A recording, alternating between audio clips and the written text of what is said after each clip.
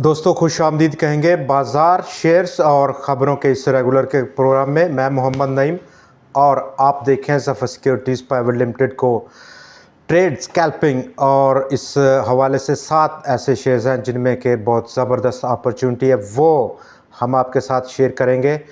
आज का दिन जहां पर पिछले ट्रेडिंग सेशन के मुकाबले में बाज़ार में वॉल्यूम बढ़ता हुआ नज़र आया, वॉल्यूम बढ़ा और हमने देखा कि 2 टाइप ऑफ स्टॉक्स नंबर 1 जिनमें के इंडेक्स हैवीवेट्स हैं वो सामने आए across all sectors, banks, E&P, fertiliser और ऑटो सेक्टर। जबकि दूसरे कुछ ऐसे स्टॉक्स हैं जिनकी रिप्रेजेंटेशन बहुत कम है। आज हमने देखा कि आलमोस्ट 30 स्टॉक्स में कैप लगा, मोस्टली पेनी स्टॉक्स, जबकि 9 शेयर्स फ्लोर हो गए। पाकिस्तान का रुपया आज कमज़ोर हुआ और इसके साथ साथ ओवर द जो वीकेंड रहा, छुट्टियां थीं, बड़ा प्रोजेक्शंस एंटिसिपेशन पाकिस्तान की इकानमी के बारे में और बिलखसूस पाकिस्तान की सियासत के बारे में पब्लिश हुई है।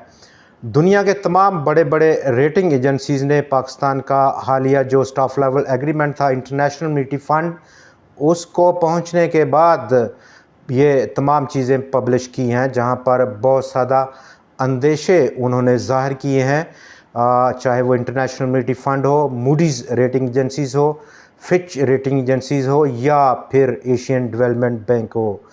इन तमाम हजरात ने पाकिस्तान का जो इस वक्त पॉलिटिकल ढांचा है और इस ढांचे के नतीजे में जो पाकिस्तान ने स्टाफ लेवल एग्रीमेंट किया, वो ख़ास तौर पर मूडीज़ और फिच रेटिंग एजेंसीज़ की फ़ोरकास्ट काफ़ी ज़्यादा जिसको हम कह सकते हैं कि इम्बैलेंस है, जहां पर वो डाउट में है दोनों हजरात, दोनों एजेंसीज़ के ये 37 महीनों का जो प्रोग्राम पाकिस्तान ने साइन किया है, क्या ये पूरा हो पाएगा, दोनों को कोई यकीन नहीं है। फिच रेटिंग एजेंसीज़ ने मज़ीद कुछ आगे बढ़ा और अपनी ज्यूरिडिक्शन को उसने अबूर किया, उससे हटकर पाकिस्तान को फोरकास्ट किया, मौजूदा गवर्नमेंट का टेन्योर भी उसने डिस्कस किया।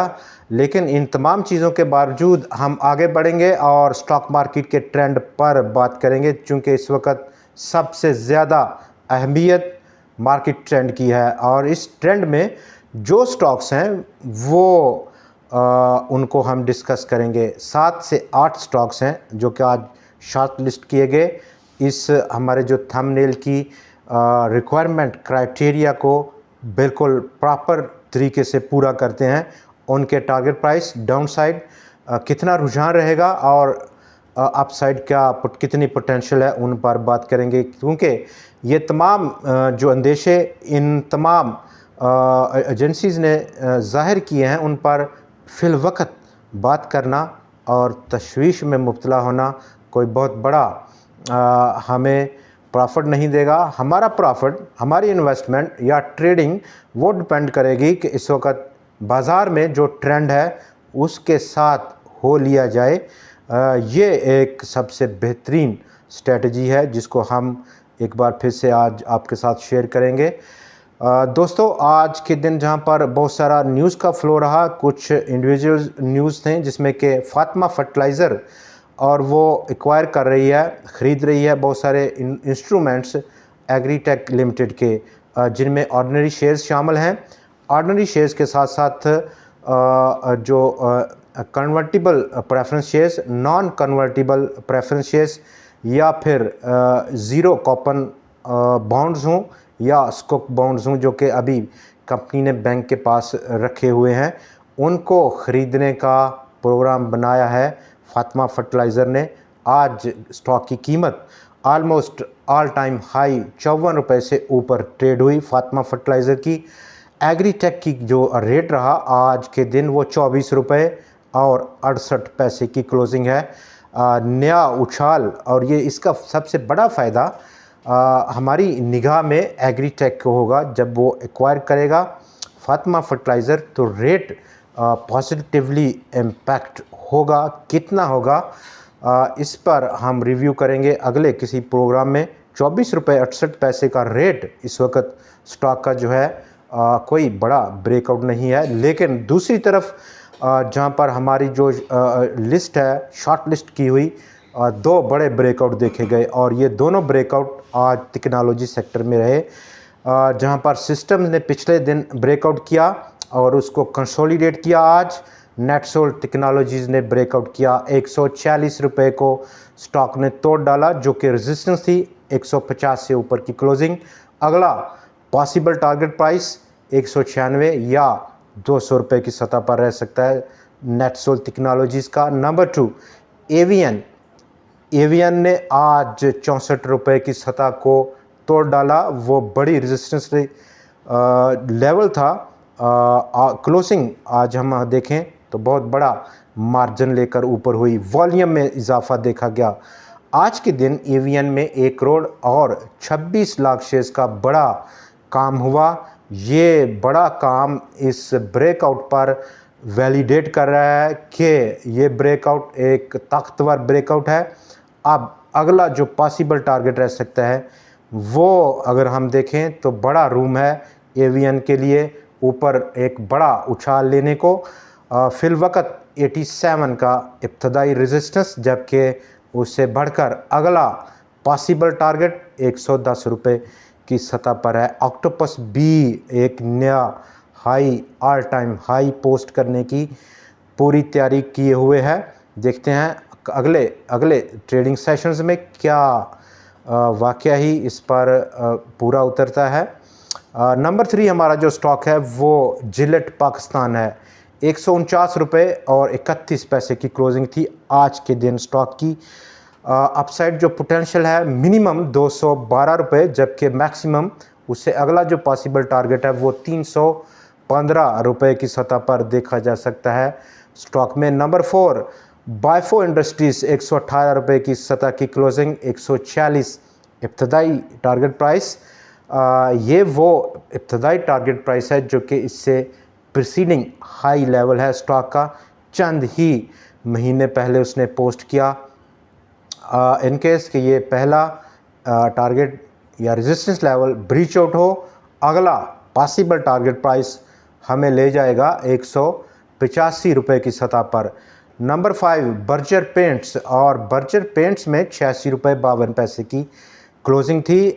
वॉल्यूम ज़बरदस्त था, 96 रुपये या 100 रुपये का इब्तदाई टारगेट रह सकता है बर्जर पेंट्स में। इन केस के दूसरा अगला जो पॉसिबल टारगेट प्राइस है उसमें काफ़ी ज़्यादा पोटेंशियल है, रिव्यू करेंगे upon breakout. Number 6 panther tyres, 43 की क्लोजिंग रही स्टॉक की आज और अपसाइड पोटेंशियल ऑलमोस्ट 60 रुपये की सतह का स्टॉक लिए हुए है। नंबर 7 जनरल टायर्स, 46 रुपये और 42 पैसे पर आज बंद हुआ। अपसाइड जो पोटेंशियल है इब्तदाई तौर पर वो 67 रुपये के सतह के आसपास देखी जा सकती है। द ऑर्गेनिक मीट कंपनी 39 रुपये 43 पैसे की सतह की क्लोजिंग रही। फिलवक़्त आज जो स्टॉक की क्लोजिंग है थोड़ा सा रिएक्टिव रही। फिलवक़्त ऑल टाइम हाई स्टॉक का 43 रुपये की ब्रेकआउट जो कि बहुत करीब है स्टॉक के, उसके बाद हम एक ज़रूर पोटेंशियल अपसर्ज देखेंगे स्टॉक में। इसके साथ साथ आज हमने प्रॉफिट टेकिंग देखी दो उन मेजर सेक्टर्स में जिसमें कि बैटरीज़ गो के क्लोजिंग आज उनकी मुस्बत है, लेकिन उनका जो हाई था वो काफ़ी बड़ा था और जो क्लोजिंग है बहुत बड़ा मार्जिन के साथ क्लोज हुए दोनों स्टॉक्स, जिसमें कि एटलस बैटरीज़ और एक्साइड बैटरीज़ शामिल हैं। नंबर 2 ऑटो सेक्टर में वो स्टॉक्स जैसा कि GHNI मनफी क्लोज होते हुए, GAL या एचकार शामिल था, जबकि साजगार भी आज मनफी बंद हुआ है। लेकिन ऑटो असेंबलर्स में मिल्लत ट्रैक्टर्स ने आज अच्छा परफॉर्म किया। अपसाइड जो पोटेंशियल है, अगर हम इन स्टॉक्स की बात करें जो कि इंडेक्स हैवी वेट स्टॉक्स हैं, जिन्होंने आज 684 पॉइंट्स को ऐड किया, 100 इंडेक्स पहुंचा all time high closing 81,840 points की सतह की। एंग्रो कॉरपोरेशन 120 पॉइंट्स उसने ऐड किए आज के दिन 100 इंडेक्स में और 300 80 रुपये का जो प्रीसीडिंग हाई है, यही लेवल हम तवक्को करेंगे कि एक टारगेट प्राइस रह सकती है एंग्रो कॉरपोरेशन में। दूसरे नंबर पर यूबीएल रहा, 106 पॉइंट्स को ऐड किया, 282-83 रुपये का प्रीसीडिंग हाई, जबकि यही लेवल स्टॉक का ऑल टाइम हाई लेवल भी है। यूँ इन शेयर्स में जो कि इंडेक्स हैवी वेट्स हैं, margin of capital gain limited है। नंबर 3 अगर हम OGDC देखें, तीसरा बड़ा टॉप कंट्रीब्यूटर था आज के दिन 100 इंडेक्स में, 82 पॉइंट्स को उसने ऐड किया, 144 का इब्तदाई रेजिस्टेंस, जबकि ट्रेंड चेंजिंग रेजिस्टेंस लेवल 158 रुपये रह सकता है। लेकिन फिल वक्त हमें 144 रुपये पर ही इत्फाक करना पड़ेगा। मिल्लत ट्रैक्टर दूसरी तरफ 59 पॉइंट्स को ऐड किया, 685 रुपये का एक ये लेवल जो कि रेजिस्टेंस या टारगेट प्राइस है।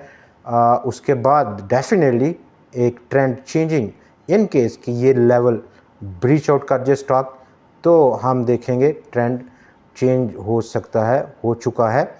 मीज़ान बैंक 56 पॉइंट्स को ऐड किया, 260 रुपये का अपकमिंग रेजिस्टेंस लेवल या टारगेट प्राइस। मौजूदा लेवल्स और टारगेट में बहुत बड़ा कोई मार्जिन नज़र नहीं आ रहा, लिमिटेड किस्म का मार्जिन है। अगला नंबर MCB बैंक, 48 पॉइंट्स को आज ऐड किया स्टॉक ने। अपकमिंग जो टारगेट प्राइस या रेजिस्टेंस रह सकती है वो 255 रुपये की सतह पर। पाकिस्तान पेट्रोलियम ने आज 40 पॉइंट्स को जोड़ा, जबकि 135-36 रुपये मेजर रेजिस्टेंस लेवल है स्टॉक का। पाकिस्तान पेट्रोलियम ने प्रोडक्शन शुरू कर दी आदि साउथ 8 ब्लॉक से, जो कि कुएं का नाम है, वहाँ से आज बैरक गोल्ड ने स्टार्ट कर दिया हायरिंग करना नए लोगों को रिको डेक के प्रोजेक्ट के लिए। पाकिस्तान की एक्सपोर्ट्स का जो टारगेट सेट किया गवर्नमेंट ने $60 बिलियन का, जो कि बड़ा एम्बिशियस टारगेट है। मौजूदा करंट जो गुजरा है अभी फिस्कल ईयर 23-24 का, उसमें पाकिस्तान की एक्सपोर्ट्स $30 अरब से हल्की सी तजावज़ की थी। इन $60 बिलियन की एक्सपोर्ट्स का टारगेट पूरा करने के लिए गवर्नमेंट ने फॉर्म की हैं कुछ सब कमेटीज़ जो कि टैरिफ रैशनलाइजेशन पर काम करेंगी इन तमाम एक्सपोर्ट ओरिएंटेड इंडस्ट्री के लिए। पाकिस्तान के फर्टिलाइज़र सेक्टर की सेल्स में 21% की कमी हुई जून के लिए। यूरिया में 20.9% की रिडक्शन और DAP की सेल्स में 22.2% की गिरावट देखी गई है। जबकि इससे आगे अगर हम देखें तो पाकिस्तान का जो पासपोर्ट ऑफिस है वो एक बार फिर से एक बड़ी प्रॉब्लम में फंस गया है। इस बार पेपर ख़त्म नहीं हुआ पासपोर्ट ऑफिस से, लेकिन उसके पास स्याही ख़त्म हो गई है, इंक ख़त्म हो गई है, जिसकी बिना पर उसे नए पासपोर्ट जारी करने का में दुश्वारी आ रही है। आपने देखा होगा पिछले माह ही पाकिस्तान का जो पोस्ट ऑफिस डायरेक्टरेट है उन्होंने ऐलान किया था कि हमने अब नई मशीनें ख़रीद ली हैं पासपोर्ट को प्रिंट करने के लिए। और अब जो नई उन्होंने मशीनरी ख़रीदी है as per the Pakistan passport office announcement, 1 घंटे में 1000 पासपोर्ट प्रिंट करने की कैपेसिटी रखती है, यानी कि 12 घंटों में 12,000 और 24 घंटे में यानी कि एक दिन के अंदर 24,000 पासपोर्ट प्रिंट करेगी। याद रहे कि पिछले साल काफ़ी ज़्यादा दुश्वारी का सामना था पासपोर्ट ऑफिस को नए पासपोर्ट प्रिंट करने में, चूँकि बहुत बड़ी तादाद में पाकिस्तान के जो लोग हैं वो माइग्रेशन चाह रहे हैं, पाकिस्तान से बाहर निकलना चाह रहे हैं, जिसकी बिना पर बड़ा प्रेशर है पाकिस्तान के पासपोर्ट ऑफिस पर नए पासपोर्ट की प्रिंटिंग के हवाले से। हालांकि ये गवर्नमेंट को डिस्करेज करना चाहिए कि पाकिस्तान का ये जो कीमती असासा है, बड़ी मैन पावर है, उसको कुछ ऐसा यहाँ पर जॉब क्रिएशन के ज़रिए लुभाएं कि वो पाकिस्तान को ना छोड़े, ना कि जो हमारा पासपोर्ट ऑफिस है वो प्रिंटिंग कैपेसिटी को बढ़ा रहा है। कल आपसे फिर मुलाकात होगी नई खबरों, नए तजिए और नए शेयर्स के साथ। तब तक के लिए इजाज़त दीजिए।